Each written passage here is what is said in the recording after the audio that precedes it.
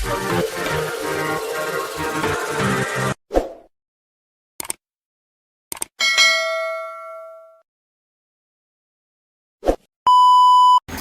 hari ni dia kata tak dapat pergi mana. Kita layankan udang. Ya Allah. Dekat Dayang. Tak tunjuk. Dia tokek. Tu Amnas tu tokek. So guys, korang kalau datang Linggi, dekat Pekan Linggi ni, kau boleh nampak kedai dia kan. Ke Pekan, so ni ada. Mami akan tag kat mana tempat dia. Gila sedap weh.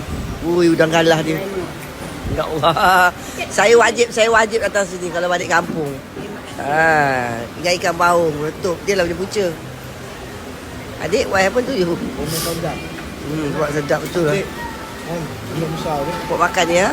Kejap kan mami tag kat mana tempat dia. Very nice. Ya Allah guys. Udang galah guys.